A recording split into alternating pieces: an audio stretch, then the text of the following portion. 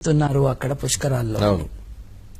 పక్కింటివాడు చేస్తున్నాడు, నేను చేయకపోతే ఏమవుతుందో, అయ్యో ఆ పుణ్యం ఆయన తెచ్చుకుంటున్నాడు, నాకు రాకపోతే ఎట్లా, అయ్యో ఆయన ఏంటి, ఆ గురుగ్రహం ఏంటి, ఆ గురుగ్రహానికి బ్రాహ్మణ కులం ఉండటం ఏంటి, ఆ గ్రహం ఇక్కడి నుంచి 62 కోట్ల కిలోమీటర్ల దూరంలో ఉండటం ఏంటి, అక్కడి నుండి కొన్ని లక్షల కోట్ల కిలోమీటర్ల దూరంలో ఉన్న రాసులు, వాళ్ళంటున్న రాసులు, వాటిల్లోకి ఈయన వెళ్ళటం ఏంటి, ఈయన వెళ్తా అంటే మన సూర్యుడు ఒప్పుకుంటాడండి, సూర్యుడు చుట్టూ తిరగాలి ఈయన.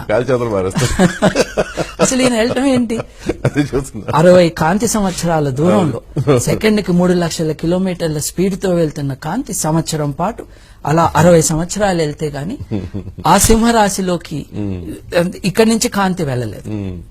అంత దూరం మన గురుడు ఎట్లా జంప్ చేస్తాడండి, చేసి మళ్ళీ మేషరాశిలోకి రావాలిగా మళ్ళీ తొందరలో, గంగా నదికి కూడా కావాలి మళ్ళీ ప్రతి సంవత్సరం. ఈయన ఇట్లా జంపులు చేస్తా ఉంటాడు, ఏదైనా పొలిటికల్ పార్టీ ఇష్టం వచ్చినట్టు జంప్ చేయటానికి ఒప్పుకోదండి గురుత్వాకర్షణ శక్తి.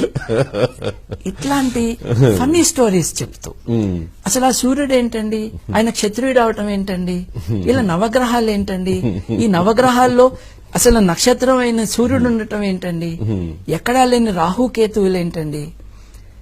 అసలు ఆర్యభట్టుడు పుట్టిన దేశం ఇది, బుద్ధుడు పుట్టిన దేశం ఇది. ఆ దేశంలో మనం ఎక్కడో బాబిలోనియాలో పుట్టిన, అంటే ఇవాళ ఇరాకులో పుట్టిన బ్యాక్వర్డ్నెస్ ని తీసుకుని గ్రీకులు దాన్ని ఒక ఫుల్ ఫ్లెడ్జ్డ్ సూపర్ స్టిషన్ గా డెవలప్ చేస్తే, ఆ దుర్మార్గుడు అలెగ్జాండర్ తో పాటు అది మన దగ్గరకు వస్తే, ఇది మా వేదాల్లో ఉందని చెప్తారండి. వేదాల్లో రాసులు లేవండి, అబద్ధాలు చెప్తున్నారు వీళ్ళు. వీళ్ళకి సంస్కృతం అన్నా రాదు, లేకపోతే నిజాయితీ అన్నా లేదు.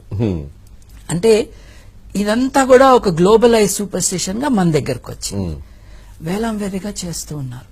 ఒక్కసారి మన మతం పట్ల గాని మన విశ్వాసం పట్ల గాని మనకి ఫుల్ కాన్ఫిడెన్స్ ఉండి రెస్పెక్ట్ ఉంటే నిజంగా ఏం చెప్పిందో తెలుసుకుందాం. వాటి గురించి అబద్ధాలు కాదు, అంటే తెలుసుకునే ఓపిక గాని టైం గాని ఎవరికి లేదు. అందుకని ఈజీ కదా, ఏదో చెప్తున్నాడు చెప్పలే రాదంటారు కదా. ఏమైంది, వాటి గురించి మాట్లాడే వాళ్ళేమో వ్యాపారం చేస్తున్నారు. వాళ్ళ ఆధ్యాత్మికత కాదు చేసేది. సర్వసంగ పరిత్యాగులము, మేము మంచి బట్టలు కూడా వేసుకోము, రంగు దుస్తులు వేసుకుంటాము అని వీళ్ళందరూ రాజభవనాలు కడుతున్నారు. బుద్ధుడు చూడండి, రాజప్రసాదాన్ని వదిలేసి అడవిలోకి వెళ్తే ఈ సార్లందరూ అడవిలోంచి రాజప్రసాదాల్లోకి వెళ్తున్నారు. ఎక్కడి నుంచి వస్తున్నాయి ఈ డబ్బులు? వాళ్ళని గురించి గొప్పగా ఆలోచిస్తున్న మంచివారైన భక్తుల నుంచి వస్తున్నాయి. భక్తులు ఎవరు చెడ్డవాళ్ళు కాదని, వాళ్ళందరూ ఏం తాపత్రయపడుతున్నారు, మంచి కావాలి, మంచిగా ఉండాలి, నిజాయితీగా ఉండాలి.